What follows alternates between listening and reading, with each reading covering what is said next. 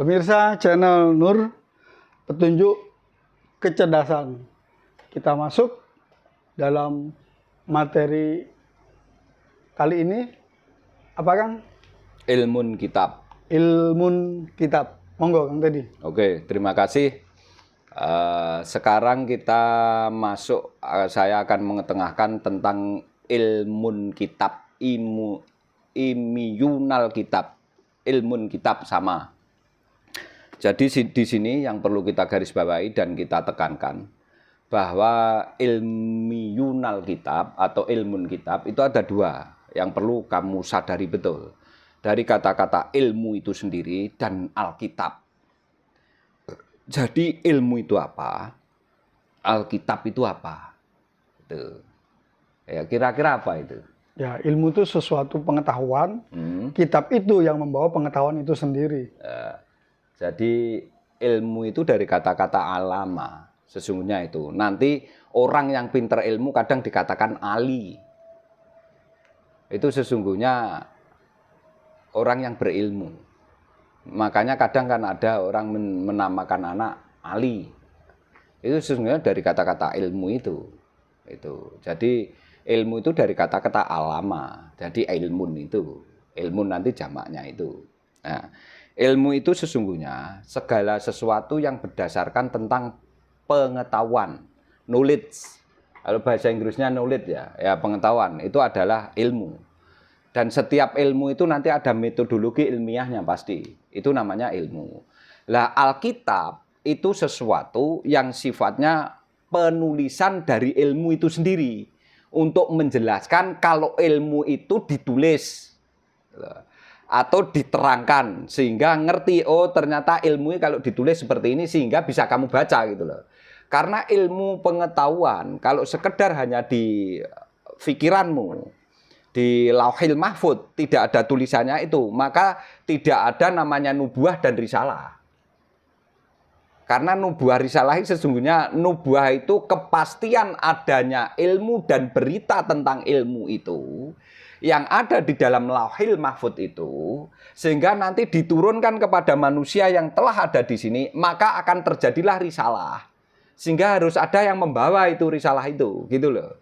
Kalau tidak dibawa, maka ilmu itu tidak akan bisa kamu tuliskan. Secara teori, yang disebut ilmu itu adalah sesuatu yang bisa dibuktikan. Jadi kalau sesuatu tidak bisa dibuktikan, itu tidak disebut ilmu. Iya, otomatis itu arahnya ke sana.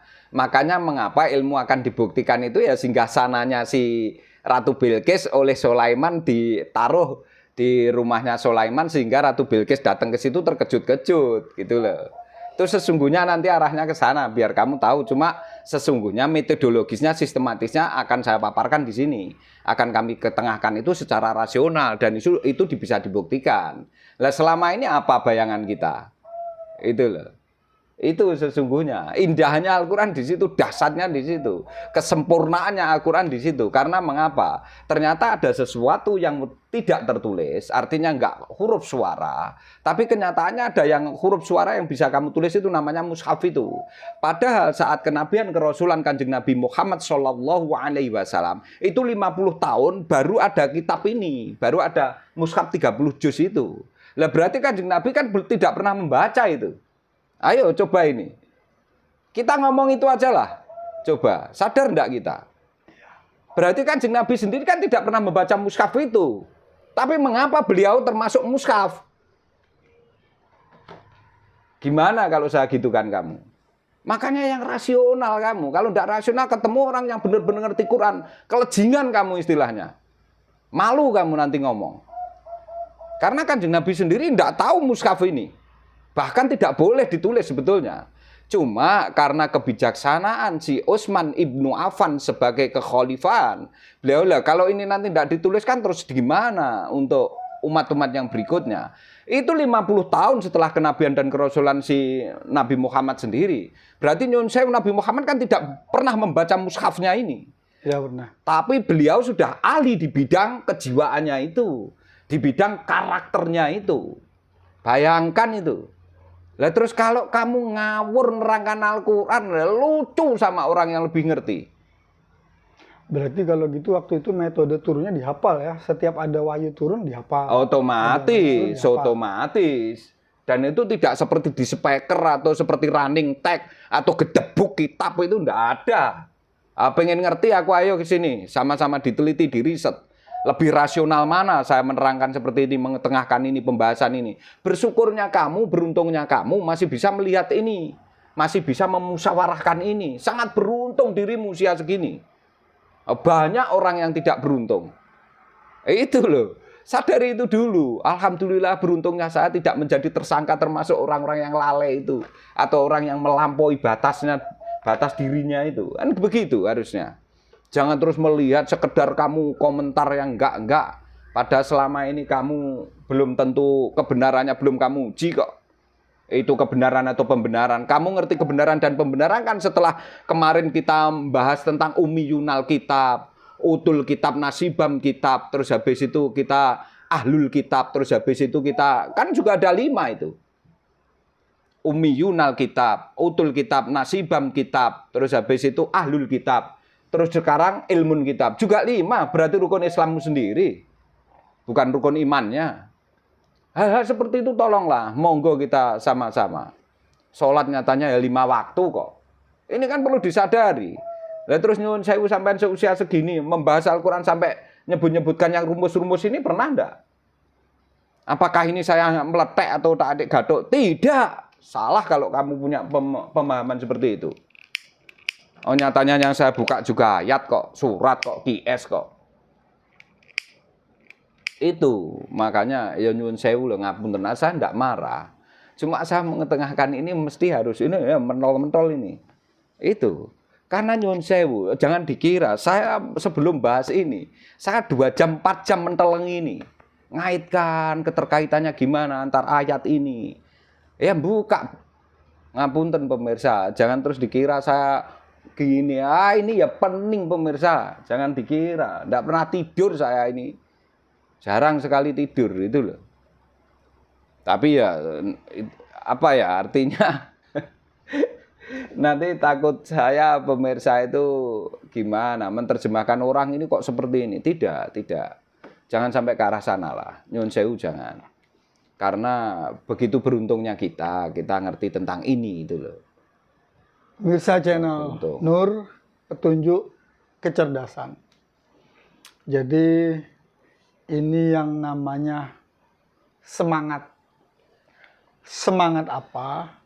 Semangat ingin berbagi, menyampaikan sebuah kebenaran, yang mana kebenaran itu datangnya dari Allah. Dibuktikan dengan Al-Qur'annya itu. Al-Qur'annya itu.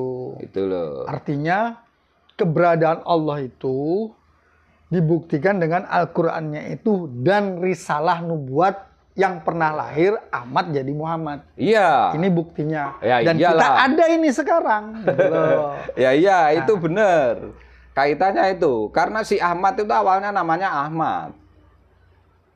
Ahmad itu sesungguhnya gini loh sebetulnya. Cuma nanti kalau saya ngomong itu takut saya, ya sudahlah itu biar untuk diri saya aja lah. Artinya itu biar si Ahmad itu kalau jenengan persani sebetulnya mengapa kok namanya Ahmad gitu ya? Kok tidak yang lainnya gitu? Itu juga tidak ngawur sebetulnya Allah itu. Dari sesungguhnya itu ya dari hasil pengamatan yang luar biasa. Ahmad itu ahli mengamati apapun detail. Tidak ada yang terlewatkan sampai nanti menjadi sebuah pengalaman perilaku yang dia buktikan dalam melakunya itu. Tapi tidak pernah meninggalkan kul huwallahu ahad, Allahus somad, lam yalid walam yulad walam yakul lahu kufuwan ahad. Enggak meninggalkan iktikadnya itu. Dan tidak pernah beliau lupa dengan kemusahadanya itu atau persaksian dirinya itu. Karena saat diciptakan itu ternyata 50 tahun saya kemarin saat saya masih janin di rahimnya seorang ibu saya. Lah saya bisa bahas sekarang loh, kurang dahsyatnya apa Al-Qur'an? Kurang sakti yang bagaimana? Nah, kalau tidak pakai Al-Qur'an terus mau pakai apa pendekatan untuk menerangkan kamu saat ada persaksian di sana gitu loh. Terus setelah ada persaksian kamu ternyata dikasih apa istilahnya nomor lah ya jiwamu itu. Terbukti apa di situ ada QS-nya, surat ayatnya. Alladzi ja'ala lakumus sam'a wal absara wal afidah qalilan ma tashkurun. Kurang apa itu? Setelah kamu diwaid akhad mim bani adama min duhurihim dzurriyyatahum wa asyhadahum ala anfus. Terus baru ada itu alladzi ja'ala lakumus sam'a wal absara wal afidah qalilan ma tashkurun. Sebelumnya ini ja'ilung fil ardi khalifah, kabeh seluruhnya malaikat, jin, semua kumpul. Ini ja'ilung fil ardi khalifah, aku sesungguhnya akan menciptakan seorang khalifah di atas bumi ini. Protes semua sebetulnya. Tapi kan dari kejadian itu, penciptaan itu ternyata, tapi sebelum saya ciptakan, yang namanya manusia akan menjadi khalifah ini, ternyata sudah disumpah sama Allah. Dengan kemusyadahannya itu tadi. Ini kan keimanan yang ditancapkan di situ. Imemu itu di situ itu sebetulnya. Setelah dikasih ime, maka dikasih nomor yang namanya apa? Alladzi ja'ala lakumus sam'a wal absara wal afidah qalilan ma tashkurun. Dan itu 7 tingkatan semua. Setelah itu nanti kamu menjadi khalifah karena bentuk tasbihmu, zikirmu mengingat ke musyahadahmu, kepersaksianmu itu zikirmu mengingat ke sana terus. Lah tasbihmu ke khalifahanmu itu kalau diucapkan, dilafadzkan namanya subhanallah walhamdulillah wala ilaha illallah wallahu akbar. Itulah ucapan tasbihnya. Lafadznya kalau diucapkan. Tapi sesungguhnya kekhalifahan tasbihmu itu menuju ke ittaqullah haqqa tuqati wala tamutunna illa wa antum muslimun. Nanti ada innalillahi wa inna ilaihi rajiun. Lah nanti jadi la ilaha illallah. Lengkap sesungguhnya. Tapi sebelum itu ada perintah yang kamu nanti mengalaminya itu di alam akhirat melakukan sholat itu. Alladzi melakukan sholat itu alladzina yu'minuna alladzina yuqimuna sholata alladzina yuqimuna sholata wa yu'tuna zakata wa hum bil akhirati hum yuqinun. Sesungguhnya saat kamu melakukan sholat itu alamnya alam akhirat dengan keyakinan penuh. Bayangkan itu. Karena mengapa? Saat itu kamu tidak sekedar di alam akhirat, tapi terbukti kamu di alam mulki. Mengapa di alam mulki? Ternyata kamu saat di situ seluruh orang tidak bisa meninggalkan itu. Menyadari dirinya diratui, dirajai oleh Sang Khalik. Maka beliau saat di alam mulki mengucapkan maliki yaumiddin yang merajai seluruhnya. Alam din itu sesungguhnya seluruh 7 alam itu. Alam arwah, alam duriyat, lahir yang pertama alam arwah, alam duriyat, alam kubur, habis itu alam akhirat, alam mulki, alam semesta, terakhir nanti alam keabadian atau alam kelanggengan. 7 tingkatan bayangkan. Itulah, dan kemarin sudah saya jelaskan, ketengahkan, bahwa alam akhirat bisa dibuktikan. Mengapa kok dikatakan alam akhirat? Sekalipun kamu melakukannya di alam semesta. Nanti di Baitul Muqaddas itu. Nah, kaitannya dengan mukodasil tua itu sesungguhnya arahnya ke sana sebetulnya. Lah tapi diterjemahkan yang macam-macam. Lah kan bingung kamu nanti gitu loh. Karena kalau seperti ini sangat rasional, sangat logik, enggak bisa kamu kamu anulir karena itu ada di dirimu sendiri. Kenyataannya apa yang yang kamu ucapkan betul-betul seperti itu gitu loh. Seperti saya contohkan gini, saat kita melakukan sholat duhur, ternyata apa yang kita ucapkan, doanya itu sama. Usolli fardhu duhri arba'a rakaatan lillahi ta'ala. Waktunya ya duhur, tidak di asri. Nanti asri ada lagi, waktunya ya di asar. Cocok apa enggak ini kira-kira? Apa yang diucapkan dengan apa yang dilakukan, dipraktekkan, kan cocok dengan waktunya itu. Makanya dari situlah, kita dari hal yang kecil ini coba kita evaluasi. Inilah sebuah kebenaran sebetulnya, bukan pembenaran lagi. Karena setiap orang nggak bisa menolak apa yang dia lakukan itu sendiri. Itulah realitas. Makanya realitas itu sesungguhnya yang kamu hadapi saat itu, kamu bisa menghadirkan seluruh apa yang ada di dalam dirimu. Karena dirimu itu ilmu. Itu kan artinya kamu alat rekam dan merekam di situ. Alam semesta juga merekam itu, gitu loh. Akan lari kemana? Kan tidak bisa kamu hindari. Dan itu harus dengan kesadaran penuh. Kalau tidak dengan kesadaran penuh tidak bisa. Itulah yang saya katakan, mengapa kita harus menyadari penuh bahwa sesungguhnya kebenaran tidak bisa kamu campur adukkan. Itulah nanti kamu melakukan ritual sholat, itu tembus sampai wa dhohiru wa batinu, wa awalu wa akhiru. Jasmani rohanimu, ditambah jiwa sebagai katalisnya itu.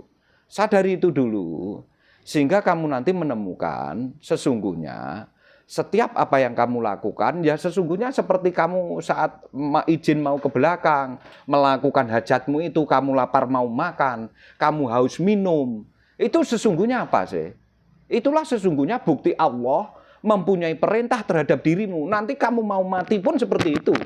Kamu beribadah pun sesungguhnya perintahnya seperti itu. Tidak melalui speaker, tidak perlu diumumkan, tidak perlu diperintah orang lain.